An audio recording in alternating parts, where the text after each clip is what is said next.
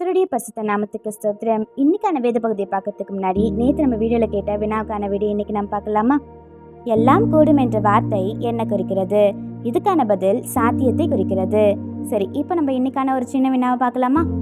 எழும்பி பிரகாசி என்று யாரிடம் சொல்லப்படுகிறது? இதுக்கான பதிலை கமெண்ட்ஸ்ல சொல்லுங்க. சரியான பதிலை நான் நாளைக்கான வீடியோவில் சொல்றேன். இப்போ நம்ம இன்னைக்கான வேத பகுதியை பார்க்கலாமா? ஏசாயா 60ஆம் அதிகாரம் 1ஆம் வசனம்.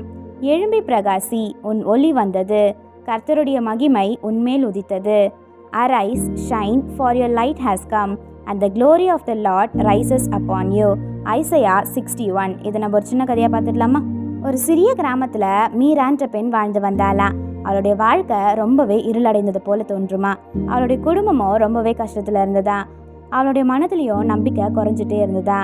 ஒவ்வொரு காலையிலுமே சூரியன் உதிக்கிறதுக்கு முன்னாடி அவள் ஜன்னல் பக்கத்தில் அமர்ந்து வானத்தை பார்த்து கொண்டிருப்பாளாம். ஒரு நாள் ரொம்பவே கவலையா அவ தேவனோட ஜெபித்தாளாம். இசப்பா, என் வாழ்க்கை எப்போதான் மாறும் அப்படின்னு சொல்லிட்டு. கொஞ்ச நேரம் போச்சான். சூரியன் உதிக்க தொடங்கச்சான். முதல்ல சிறிய ஒளி வந்துதான். அதுக்கப்புறம் மெதுவா அந்த ஒளி முழு கிராமத்தையும் நிரப்புச்சான். அந்த ஒளி அவளுடைய ஜன்னலையும் தொட்டுதான்.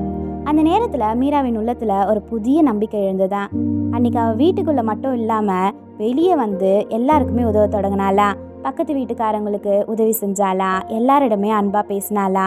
அவளோட வாழ்க்கை மட்டும் இல்லை, அவளை சுற்றி இருக்கிறவங்களோட எல்லா வாழ்க்கையுமே ஒளிர தொடங்குச்சா.